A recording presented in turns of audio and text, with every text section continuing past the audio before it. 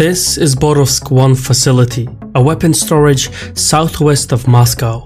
It's one of the many storages that houses Russia's nuclear warheads.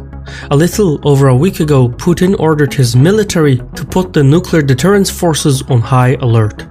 The Russian military is thus likely in the process of bringing its nuclear arsenal of Borovsk 1, among others, to a state of combat readiness.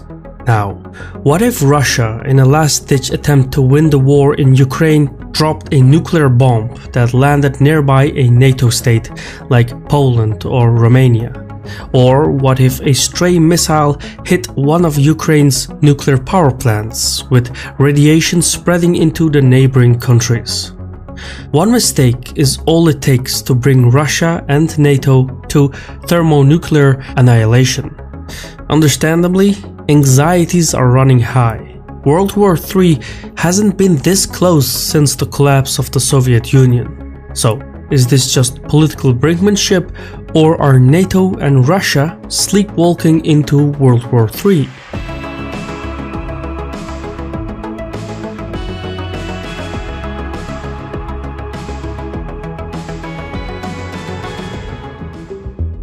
Today's video is sponsored by Masterworks. The conflict in Ukraine is doing a number on global markets.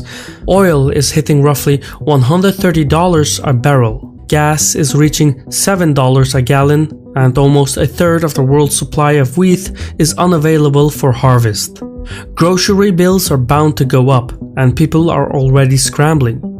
In normal times, one could invest in real estate and gold, but the former is in a massive bubble and the latter is being driven up because of global instability.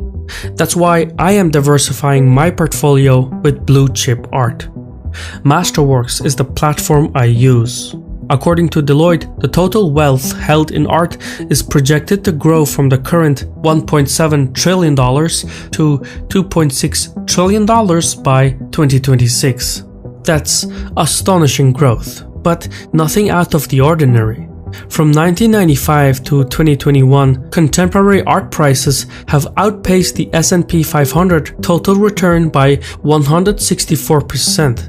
By using Masterworks, retail investors like myself can invest in fine art and own a slice of Banksy, while also diversifying my portfolio with blue chip art. Use the link in the description to gain priority access. Doing so helps our channel, so check it out. Just be careful in everything related to investing. Nothing is risk-free. The war in Ukraine is the most dangerous conflict in Europe since the end of World War II, including the Balkan Wars of the 1990s. As horrible as the Balkan Wars were, the Ukraine war is worse, because it has the potential of transforming into a real European war, a world war if you will. And while some people find the idea of playing with fire exciting, nuclear bombs take all the thrill out of war. NATO member states are supplying Ukraine with weapons, but have ruled out the idea of sending troops or imposing a no-fly zone. Doing either would mean killing Russians, putting NATO and Russia on a fast lane into World War III. But every day the military situation gets deeper and deeper. Heavy fighting has been recorded near the Zaporozhye nuclear power plant, while the Chernobyl power plant reported a power failure. Incidents like these risk spillover into neighboring countries, and the longer the fight continues, the bigger the risk of something going wrong. One stray missile, one airspace violation, that's all it takes to set off an inadvertent escalation. Most NATO weapon deliveries to Ukraine go through Poland, and as the Russian war machine steadily moves into western Ukraine, Russian warplanes could start bombing those NATO convoys entering Ukraine. Or, while pursuing Ukrainian jets, Russian fighters could violate Polish airspace. There are a lot of ways things could go wrong. In Syria, as part of its siege on Aleppo, Russian tactical warplanes bombed supply lines coming from Turkey. In 2015, one of the Russian bombers violated Turkish airspace and was shot down. A similar scenario could take shape along the Polish-Ukrainian border. NATO would then face a situation where it could do either nothing and let it be a local issue, which happened in Turkey in 2015, or the pressure to do something could force NATO's hand. Either way, an unintentional attack would risk spillover into NATO territory. Yes, we were talking about non-fly zone. We agreed that it would be extremely dangerous, having in mind that there will be instructions to shoot down Russian planes in this non-fly zone, and probably it would mean the start of the Third World War. Although the Kremlin and the White House seek to avoid expanding the conflict, Russia's vast nuclear arsenal magnifies apprehensions. Currently, the most pressing scenario that could trigger a global conflict would be NATO imposing a no-fly zone over Ukraine, which the Ukrainian government has been insisting on. In case of a no-fly zone, American and NATO jets would be attacking Russian aircraft in the air and Russian air defenses on the ground. Russia could retaliate by hitting Ukrainian targets with non-strategic nuclear weapons as a message to NATO to back off. Now, these are weapons with enormous destructive potential that can spill over into NATO territory. The fog of war would make it difficult to verify events, and the situation could spiral out of control faster than anyone would like. An attack on the territory of a NATO member state, even an accidental attack, could trigger collective defense under Article 5, where an attack on one member is considered an attack on all member states. NATO forces would come in direct contact with Russian forces, which would amount to a Russia-NATO war.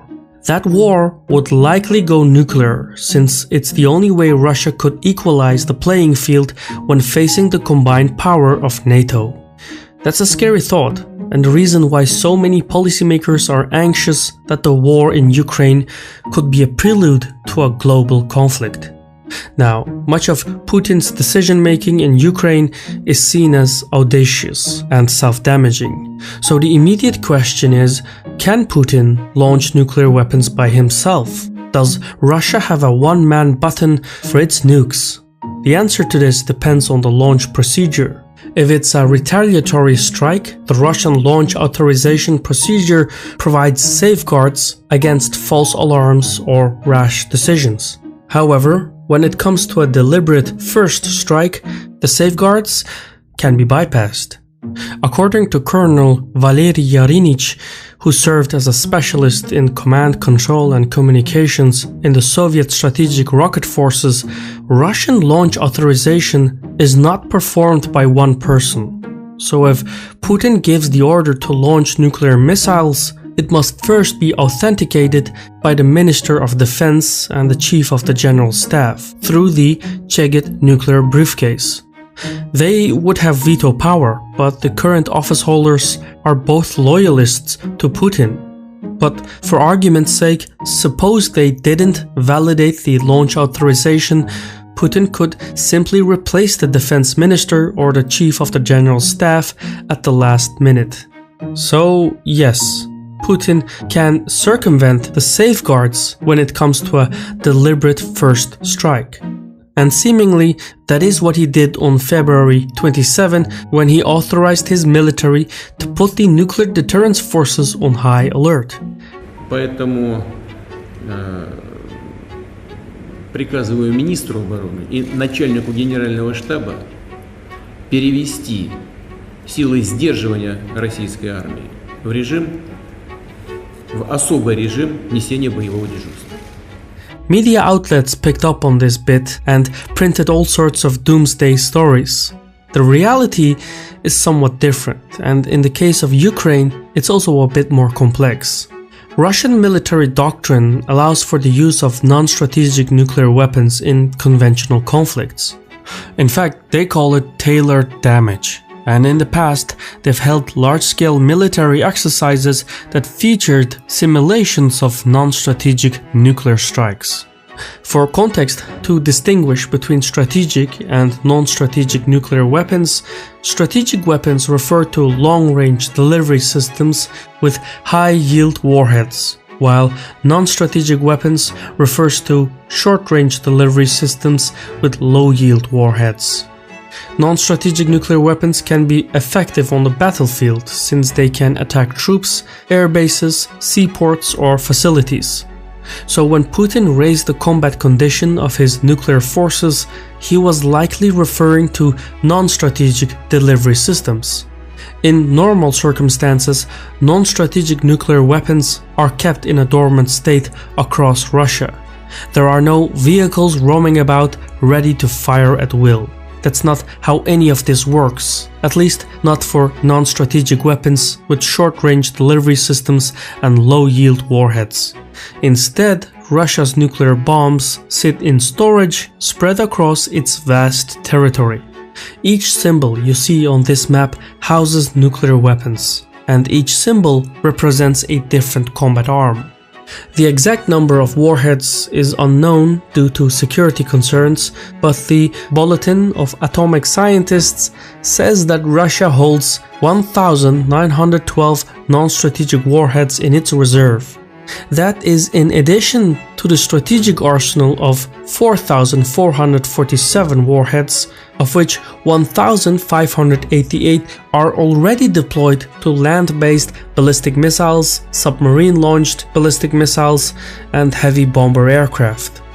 Strategic weapons such as ICBMs, which is the stuff you usually see in the movies, have a yield between 300 and 800 kilotons. For comparison, the two bombs that exploded over Hiroshima and Nagasaki in Japan were in the 10 to 20 kiloton range. Meanwhile, a modern 300 kiloton warhead should be enough to destroy a large metropolitan area like Paris or London, wiping out the entire population. That is terrifying, but since Putin has his sights on Ukraine and its capital Kiev, he would likely employ, if any, smaller non-strategic nuclear weapons as opposed to ICBMs. Thus, when Putin authorized his military to put the nuclear deterrence forces on high alert, he wasn't referring to long-range ICBMs, but short-range non-strategic delivery systems. The 2S-7 Pion is one such example. It is a self-propelled heavy artillery piece with a range of about 37 kilometers. It can be retrofitted to fire nuclear shells, each carrying a yield of about 1 kiloton. Another example is the Iskander missile, which has a range of about 500 kilometers and can fire a nuclear weapon with a yield of between 5 and 50 kilotons. That range and yield would be devastating on the battlefield, and it would be entirely permissible by Russian military doctrine. So while Putin can circumvent the safeguards for the launch authorization procedure for a strategic first strike, he is unlikely to do so. The Kremlin has made it clear that its military goals are limited to Ukraine, while the White House has stated that it will not send troops into the conflict. Both sides are playing down a direct confrontation. But things can change quickly during wartime, especially as Russian forces move into western Ukraine or as Russia increases the lethality of its military campaign. Inadvertent actions are just a matter of time. On the off chance that Russia goes nuclear, it would likely opt for non-strategic strikes, which is already embedded in Russia's military doctrine. The kiloton yield would probably be on the low end, as not to cross any NATO red lines. Seen in this way, a nuclear war is improbable. The norm against the employment of nuclear weapons is strong enough that it has lasted for decades. For Ukraine, however, it can go every which way, though the nuclear strikes would be degraded to fit the tailored damage dogma. A pessimist will say that nuclear war is inevitable. An optimist will say that nuclear war is impossible, but a realist will say that nuclear war is inevitable unless it is made impossible. I've been your host Shirvan from Caspian Report. We will be making more of these Ukraine related videos, so if you haven't yet subscribed, now is a good time to do so. Just remember to click on the bell icon so you don't miss out. Thank you for watching, and Sahol.